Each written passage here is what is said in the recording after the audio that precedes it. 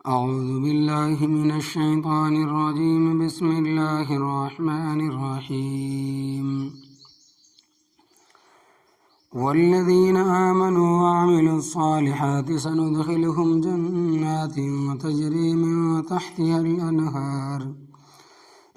تحتها الأنهار خالدين فيها أبدا وعد الله حقا ومن أصدق من الله قيلا ليس بأمانيكم ولا أماني أهل الكتاب من يعمل سوءا يجز به ولا يجد له من دون الله وليا ولا نصيرا ومن يعمل من الصالحات من ذكر أو أنثى وهو مؤمن فأولئك يدخلون الجنة ولا يظلمون نقيرا ومن أحسن دينا ممن أسلم وجهه لله وهو محسن واتبع ملة إبراهيم حنيفا واتخذ الله إبراهيم خليلا ولله ما في السماوات وما في الأرض وكان الله بكل شيء محيطا. لفظی ترجمہ سورۃ النساء پارہ 5 آیت نمبر 122 تا 126. والذین اور وہ لوگ آمنو جو ایمان لائے، وعملوا اور انہوں نے عمل کیے، الصالحات اچھے، سندخلہم ان قریب ہم ان کو داخل کریں گے، جنت کے ایسے باغوں میں، تجری من تحتها الانہار بہتی ہوں گی ان کے نیچے نہریں، خالدین فیہا رہا کریں گے ان باغوں میں، ابداً ہمیشہ ہمیشہ. وعد اللہ یہ اللہ تبارک و تعالیٰ کا وعدہ، حقاً سچا ہے، ومن اصدق اور کون زیادہ سچا ہے، من اللہ اللہ تبارک و تعالیٰ سے، قیلاً بات کرنے میں، لیس بامانیکم نہیں ہے معاملات تمہاری خواہشات کے مطابق، ولا امانی اہل الکتاب اور نہ اہل کتاب کی خواہشات کے مطابق. من یعمل سوءا جو شخص برا عمل کرے گا، یجز بہ اس کو بدلہ دیا جائے گا، ولا یجد لہ اور نہیں پائے گا وہ اپنے لیے، من دون اللہ اللہ تبارک و تعالیٰ کے سوا، ولیاً کوئی حمایت کرنے والا، یعنی کوئی بھی مدد کرنے والا، ولا نصیراً اور نہ کوئی مدد کرنے والا، نہ حمایت ہوگا نہ مدد کرنے والا ہوگا. ومن یعمل اور جو شخص عمل کرے گا، من الصالحات نیک اعمال میں سے، من ذکر وہ مرد ہو، او انثی یا وہ عورت ہو، وہو مؤمن بشرطے کہ ہو وہ مومن، فاولئک پس یہی لوگ، یدخلون الجنت داخل ہوں گے جنت میں، ولا یظلمون اور نہیں ظلم کیا جائے گا ان پر، نقیراً تل برابر بھی. ومن احسن اور کون شخص زیادہ اچھا ہے، دینم ممن دین کے اعتبار سے اس شخص سے، اسلم وجہہ للہ جس نے جھکا دیا اپنا چہرہ اللہ تبارک و تعالیٰ کے سامنے، وہو محسن اور وہ نیکی کے کام کرنے والا ہے، واتبع ملت ابراہیم حنیفا اور اس نے پیروی کی حضرت ابراہیم علیہ السلام کی، اور حضرت ابراہیم علیہ السلام کی ملت کی، جو ایک ہو کر رہنے والے تھے. واتخذ اللہ ابراہیم خلیلا اور بنا لیا اللہ تبارک و تعالیٰ نے حضرت ابراہیم علیہ السلام کو اپنا دوست. وللہ اور اللہ تبارک و تعالیٰ کے لیے ہے، ما فی السماوات جو کچھ ہے آسمانوں میں، وما فی الارض اور جو کچھ ہے زمین میں، وکان اللہ اور اللہ تبارک و تعالیٰ ہے، بکل شیء محیطا ہر چیز کا احاطہ کرنے والا. محترم حضرات، سامعین، آپ حضرات کے سامنے کل کے سبق میں شیطان کے پیروکاروں کا، یعنی کہ شیطان کے ہمدردوں کا، ماننے والوں کا، اور ان کے انجام کا ذکر تھا جو جانوروں کو غیر اللہ کے نام پر ذبح کرتے ہیں، نامزد کرتے ہیں اور اللہ تبارک و تعالیٰ کی خلقت کو بدلتے ہیں۔ شیطان کے وعدوں پر یقین کر کے دھوکے میں آنے والے ہیں کہ ان کا ٹھکانہ دوزخ ہے اور دوزخ سے ان کو کبھی بھی چھٹکارا نصیب نہیں ہوگا۔ اب ان کے مقابلے میں اللہ تبارک و تعالیٰ نے اپنے بندوں کا ذکر کیا ہے، پہلے شیطان کے ماننے والوں کا، اس کے راستے پر چلنے والوں کا۔ اب اللہ تبارک و تعالیٰ اپنے بندوں کا ذکر کرتے ہیں۔ کیا کرتے ہیں؟ فرماتے ہیں کہ ان کی خوبیوں کا بیان ہے، ان کی اچھائیوں کا بیان ہے کہ مومن کون ہوتا ہے، اللہ تبارک و تعالیٰ کے بندے کون ہوتے ہیں، اس کا طریقہ کیسا ہوتا ہے، تو ان کا نتیجے کا ذکر ہے۔ کیونکہ کسی شے کی حقیقت تقابل کی صورت میں صحیح سمجھ میں آتی ہے، مثلا رات کی حقیقت دن سے سمجھ میں آتی ہے، سیاہی سفیدی سے سمجھ میں آتی ہے، حق سمجھ نہیں آ سکتا جب تک مقابلے میں باطل نہ ہو۔ مومنوں کی خوبیاں اور ان کا نتیجہ سمجھ میں نہیں آ سکتا جب تک مقابلے میں کافروں کی بدکاری اور اس کے نتیجے کا ذکر نہ ہو۔ اس لیے کافروں کی بدکاری اور اس کے نتیجے کا ذکر کرنے کے بعد اب مومنوں کی خوبیوں اور ان کے نتیجے کا ذکر ہے۔ کیا فرماتے ہیں کہ فرمائے کہ والذین آمنوا، اور وہ لوگ جو ایمان لائے، جس نے کلمہ پڑھا۔ سب سے بڑی عبادت بلکہ تمام عبادتوں کی جڑ ایمان ہے۔ آمنت باللہ وملائکتہ وکتبہ ورسلہ والیوم الآخر والقدر خیرہ وشرہ من اللہ تعالی والبعث بعد الموت۔ ایمان لایا میں اللہ تبارک و تعالیٰ پر اور اس کے فرشتوں پر اور اس کی کتابوں پر اور اس کے رسولوں پر اور آخرت کے دن پر، یعنی کہ جتنے بھی فرشتے ہیں سب پر ایمان، جتنی بھی کتابیں آسمانی ہیں سب پر ایمان، اور جتنے بھی رسول دنیا میں آئے حضرت آدم علیہ السلام سے لے کر نبی کریم صلی اللہ علیہ وسلم تک، چاہے وہ 1,24,000 ہو یا اس سے کم و بیش ہو، تو اور آخرت کے دن پر اور اچھائی اور برائی کی تقدیر پر سب اللہ تبارک و تعالیٰ کی طرف سے ہے، اور مرنے کے بعد دوبارہ زندہ ہونے پر صرف ایمان نہیں بلکہ وعامل الصالحات۔ اب یہاں ایمان تھا ہمارا کہ ہم اتنی چیزوں پر جب ایمان لا لیتے ہیں تو ہمارا ایمان ہو جاتا ہے، مسلمان ہو جاتے ہیں۔ اب یہاں پر بات صرف ایمان نہیں بلکہ وعامل الصالحات، اور انہوں نے عمل کیے نیک اچھے، کیونکہ اصل مقصد تو اعمال ہے، ایمان تو بنیاد ہے، جڑ ہے، اعمال پھل ہے، پتے ہیں، اعمال کے بغیر کچھ بھی نہیں۔ جس طرح درخت کی پہچان پتوں سے ہوتی ہے اور پھل سے ہوتی ہے، موسم خزاں میں جب پتے جھڑ جاتے ہیں تو بعض اوقات ان کی شناخت بھی نہیں ہو سکتی، یہ کون سا درخت ہے اور یہ کون سا درخت ہے۔ پھر جب موسم بہار آتا ہے اور درختوں پر پتے لگتے ہیں تو پھر لوگ جانتے سمجھتے ہیں کہ فلاں درخت ہے اور وہ فلاں درخت ہے۔ اس کے بعد جب پھل لگتا ہے تو اصل مقصد پورا ہوتا ہے، کیونکہ اصل مقصد تو پھل ہے، خالی تنے کا کیا کرنا ہے۔ اس لیے ایمان جڑ اور بنیاد ہے، لیکن جب تک اس کے ساتھ پتے اور پھل نہیں لگے مقصد پورا نہیں ہوگا۔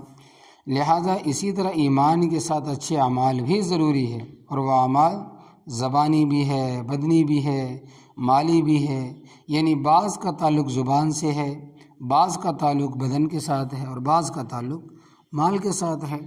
اور ہر نماز میں ہم اقرار کرتے ہیں التحیات للہ والصلوات والطیبات، تمام زبانی عبادتیں بھی اللہ تبارک و تعالیٰ کے لیے ہیں، اور بدنی عبادتیں بھی اللہ تبارک و تعالیٰ کے لیے، اور مالی عبادتیں بھی اللہ تبارک و تعالیٰ کے لیے ہیں۔ بدن، مال، زبان سب اللہ تبارک و تعالیٰ کے لیے ہیں۔ ان کو اللہ تبارک و تعالیٰ کی عبادت میں خرچ کرنا چاہتے ہو تو جو ایمان لائے اور عمل اچھا کرتے ہیں، سندخلہم جنات، ان قریب ہم ان کو داخل کریں گے ایسے باغوں میں، تجری من تحتہا الانہار، بہتی ہوں گی ان کے نیچے نہریں، بس آنکھیں بند ہونے کی دیر ہے۔ جب قبر میں پہنچے گا تو جنت بھی سامنے اور دوزخ بھی سامنے۔ نہ جنت دور ہے نہ دوزخ دور ہے، خالدین فیہا ابدا، رہا کریں گے ان باغوں میں ہمیشہ ہمیشہ، اور اس ہمیشہ کی زندگی کا آج ہم تصور بھی نہیں کر سکتے۔ وعد اللہ حقاً، اللہ تبارک و تعالیٰ کا جو وعدہ ہے بہت سچا ہے۔ ومن اصدق من اللہ قیلا، اور کون زیادہ سچا ہے اللہ تبارک و تعالیٰ سے بات کرنے میں۔ قیلاً مصدر ہے، قال یقولو کا، مصدر قول بھی آتا ہے، قیل بھی آتا ہے، مقالہ بھی آتا ہے۔ رب تعالیٰ نے جنت کا وعدہ فرمایا کہ مگر اس شرط کے ساتھ کہ ایمان بھی ہو اور عمل صالح بھی ہوں۔ یہودیوں کا دعویٰ تھا کہ لن يدخل الجنت الا ما کان ہودن او نصارا، پارے 1۔ یہودی کہتے تھے کہ جنت صرف ہماری ہے، اور عیسائی کہتے تھے کہ جنت صرف ہماری ہے۔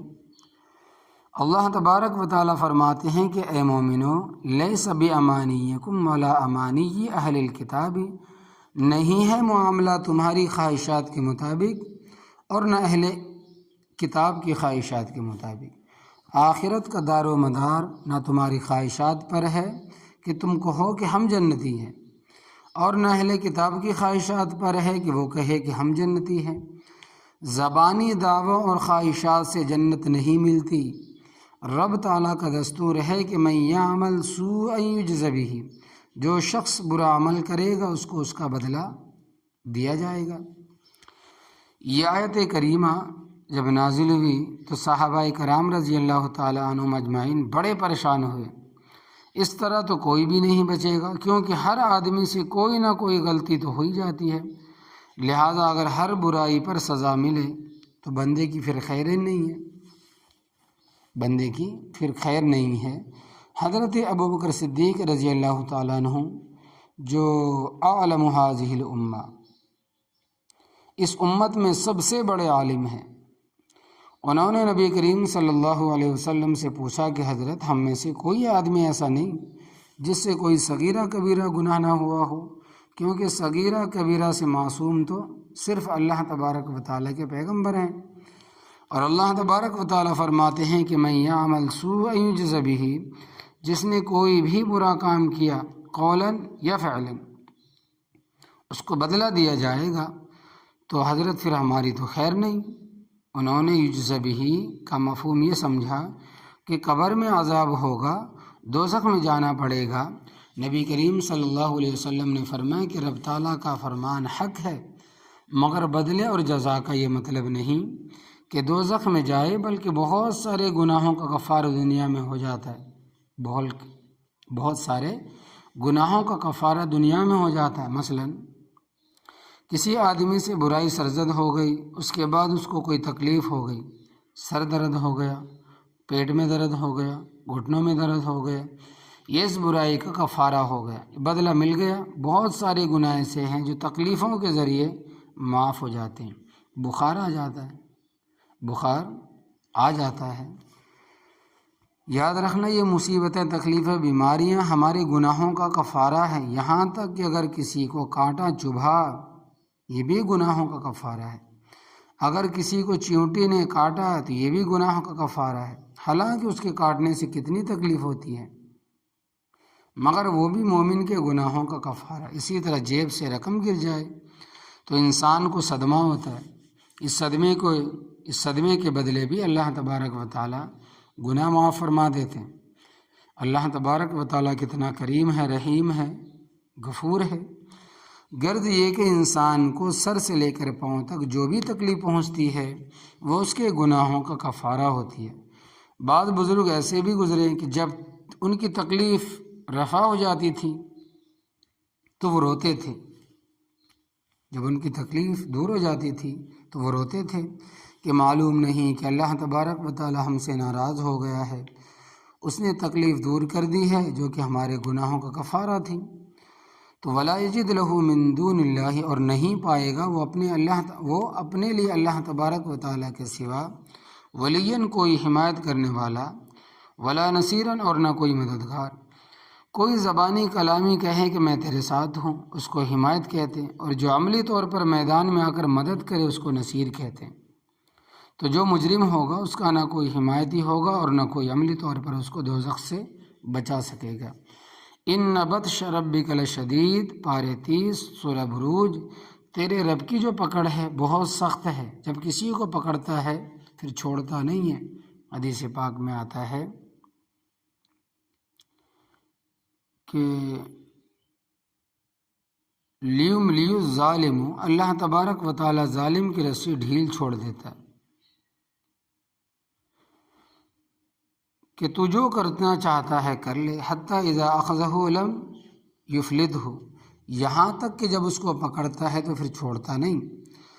فرمائے کہ وَمَن يَعْمَلْ مِنَ الصَّالِحَاتِ، اور جو شخص عمل کرے گا اچھا، من ذکر أو انثیٰ، چاہے وہ مرد ہو یا عورت ہو، مردوں کی طرح عورتیں بھی مکلف مخلوق ہیں اور آدھی امت ہے۔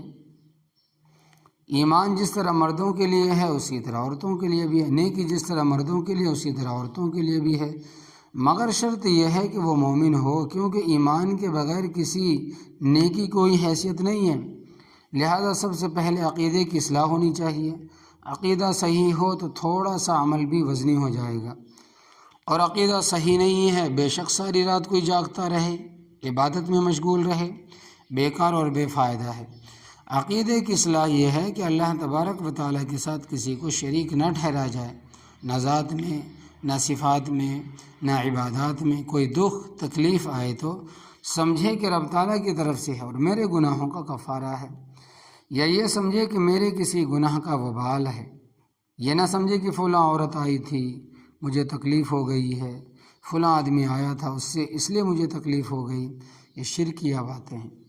اللہ تبارک و تعالیٰ شرک سے محفوظ رکھے تو مرد اور عورت اچھے عمل کریں گے۔ مرد ہو یا عورت، وہو مؤمن، اور ہو وہ مومن، فاولئک یدخلون الجنہ، پس یہی لوگ جنت میں داخل ہوں گے۔ ولا یظلمون نقیرا، اور نہیں ظلم کیا جائے گا ان پر تل کے برابر بھی۔ کھجور کی گٹھلی کے اوپر ایک نقطہ ہوتا ہے، اس کو نقیر کہتے ہیں، اور کھجور کی گٹھلی میں جو دڑار ہوتی ہے اس کے اندر ایک دھاگا ہوتا ہے، اس کو فتیل کہتے ہیں۔ عربی حضرات جب کسی چیز کی قلت کو بیان کرتے تھے تو کبھی نقیر کے ساتھ تشبیہ دیتے اور کبھی فتیل کے ساتھ تشبیہ دیتے تھے۔ جس طرح ہم کہتے ہیں کہ فلاں کے پاس کوڑی بھی نہیں ہے، تو معنی کرتے ہیں کہ تل برابر، یعنی عمل کے مطابق سزا دی جائے گی، کسی پر تل برابر بھی ظلم نہیں کیا جائے گا۔ عورتوں نے نبی کریم صلی اللہ علیہ وسلم کے سامنے ایک مسئلہ پیش کیا، کہنے لگی کہ حضرت اجر و ثواب تو سارا مرد لے گئے، ہمارے لیے کیا بچا؟ کیونکہ نیکی کے جتنے اہم کام ہیں وہ تو سارے مرد کرتے ہیں۔ مثلا امام مرد بنتے ہیں، اذان مرد نے دینی ہے، جس کے ایک ایک حرف کے بدلے 10 نیکیاں الگ ہیں، اور آواز بلند کی تو 90 نیکیاں ہیں، اور تکبیر کے ایک ایک حرف پر 10 نیکیاں ہیں الگ ہیں، اور آواز بلند کرنے کی 60 نیکیاں ہیں۔ اس لیے حدیث پاک میں آتا ہے کہ من اذن فہو یقیم، جو شخص اذان دے تکبیر بھی وہی کہے، یہ اس کا حق ہے۔ جب تک اذان دینے والا کسی کو اجازت نہ دے دوسرا شخص تکبیر نہیں کہہ سکتا۔ اور جہاد بھی مردوں نے کرنا ہے، اس کا بھی بڑا درجہ ہے۔ قاضی اور جج بھی مرد بنتے ہیں، اور جو قاضی اور جج حق کے فیصلے کرے اس کا بھی بڑا درجہ ہے۔ تو امام، مجاہد، قاضی، جج مرد بن گئے، عورتوں کے لیے کیا بچا؟ جھاڑو پھیرنا، کپڑے دھونا، بچوں کا پاخانہ پیشاب صاف کرنا، ناک صاف کرنا، بسترے صاف کرنا، یہی رہ گیا۔ نبی کریم صلی اللہ علیہ وسلم نے فرمایا کہ عورتوں نے تو سارا اجر مفت میں حاصل کر لیا۔ کیا فرمایا نبی کریم صلی اللہ علیہ وسلم نے؟ کہ عورتوں نے تو سارا اجر مفت میں حاصل کر لیا بغیر کچھ کرنے کی۔ وہ اس طرح کہ جس عورت کا امام، جس عورت کا خاوند امام ہے، جس عورت کا شوہر امام ہے، جتنا اجر اس کو ملے گا اس کی بیوی کو بھی اتنا اجر ملے گا، اس کی بیوی کو بھی اتنا اجر ملے گا، کیونکہ عورت اپنے خاوند کی معاون ہے، اس کے گھر کا خیال رکھتی ہے، اس کے بچوں کی حفاظت کرتی ہے، روٹی پکا کر دیتی ہے، کپڑے دھو کر دیتی ہے۔ تو اپنے خاوند کے کاموں میں عورت کا دخل ہے، خدمت کی وجہ سے رب تعالیٰ اس کو برابر کا ثواب عطا فرمائے گا۔ اللہ تبارک و تعالیٰ کسی کی نیکی کو ضائع نہیں کرتے، لہٰذا عورتوں کو چاہیے کہ گھر کے کام ثواب سمجھ کر کرے، اور ثواب کے علاوہ اس میں بدن کی صحت بھی ہے۔ بدن جتنا حرکت کرے گا مضبوط ہوگا، ہاتھ پاؤں حرکت کریں گے قوی ہوں گے، اس میں قوت مدافعت پیدا ہوگی اور بیماری سے بچیں گے۔ پہلے زمانے کی عورتیں آج کل کی نوجوان بچیوں سے زیادہ طاقتور تھیں، آج کل تو سارا کام مشینیں کر رہی ہے۔ ومن احسن دینا، اور کون شخص زیادہ اچھا ہے دین کے اعتبار سے، ممن اسلم وجہہ للہ، جس نے جھکا دیا اپنا چہرہ اللہ تبارک و تعالیٰ کے سامنے، کبھی قیام ہے، کبھی رکوع میں ہے، کبھی سجدے میں ہے، اور رب تعالیٰ کے حکموں کی تعمیل کرتا ہے اور ان پر عمل کرنے کے لیے ہر وقت تیار رہتا ہے۔ اس سے بہتر دین کہیں ہو سکتا ہے؟ وہ محسن، اور وہ نیکی کے کام کرنے والا ہے۔ اسلام لانے کے بعد ایک آدھ مرتبہ ہی سر نہیں جھکانا، بلکہ دن رات نیکی میں لگا رہتا ہے، زبان سے نیکی، فعل سے نیکی، اللہ تبارک و تعالی نے مال دیا ہے اس سے نیکی، اس کو اچھے راستوں پر خرچ کرنا تو یہ نیکی۔ واتبع ملت ابراہیم حنیفہ، اس نے پیروی کی حضرت ابراہیم علیہ السلام کی، جو ایک طرف ہو کر رہنے والے تھے، معاہد تھے، مشرک نہیں تھے۔ نبی کریم صلی اللہ علیہ وسلم کا جو دین ہے یہ ملت حنیفی ہے، شرک اس میں نہیں ہے، بدعت اس میں نہیں ہے، رسم و رواج اس میں نہیں ہے، بالکل سیدھا راستہ ہے۔ واتخذ اللہ ابراہیم خلیلا، اور بنا لیا اللہ تبارک و تعالیٰ نے حضرت ابراہیم علیہ السلام کو اپنا دوست۔ تمام کائنات میں اللہ تبارک و تعالیٰ کی مخلوق میں سے پہلا درجہ نبی کریم صلی اللہ علیہ وسلم کا ہے، دوسرا درجہ حضرت ابراہیم علیہ السلام کا ہے، اور تیسرا درجہ حضرت موسیٰ علیہ السلام کا۔ اس وجہ سے ہے قرآن کریم میں کہ تلک الرسل فضلنا بعضهم علی بعض، تو حضرت ابراہیم علیہ السلام بہت بڑی شخصیت ہے، لیکن اللہ تبارک و تعالیٰ کے جتنے پیارے ہیں ان کے پاس خدائی اختیارات نہیں ہوتے، ورنہ ان کا اللہ تبارک و تعالیٰ کی ملک میں کوئی حصہ ہے؟ سن لو، وَلِلَّهِ مَا فِي السَّمَاوَاتِ وَمَا فِي الْأَرْضِ، اور اللہ تبارک و تعالیٰ کے لیے ہی ہے جو کچھ آسمانوں میں اور جو کچھ زمینوں میں ہے۔ آسمان اور زمین اسی نے پیدا فرمائے اور ان میں تصرف بھی اسی کا ہے، دوسرے کسی کا نہ آسمانوں میں ہے اور نہ ہی زمین میں تصرف ہے۔ وَقَانَ اللَّهُ بِكُلِّ شَيْءٍ مُحِيطًا، اور ہے اللہ تبارک و تعالیٰ ہر چیز کا احاطہ کرنے والا، علم کے اعتبار سے، قدرت کے اعتبار سے اللہ تبارک و تعالیٰ نے ہر چیز کا احاطہ کیا ہوا ہے۔ قادر مطلق بھی وہی ہے، مختار کل بھی وہی ہے، علیم بذات الصدور بھی وہی ہے، علیم بذات الصدور بھی وہی ہے۔ اللہ تبارک و تعالیٰ کے جو پیارے بندے ہیں وہ مخلوق ہے، خالق نہیں ہے، چاہے جتنے ہی زیادہ قریب ہو، اور نہ خالق کے اوصاف ان میں ہیں۔ تو یہ سارے عقیدے ہیں جو ہمیں اپنانے چاہیے۔ اللہ تبارک و تعالی ہمیں عمل کرنے کی توفیق عطا فرمائے۔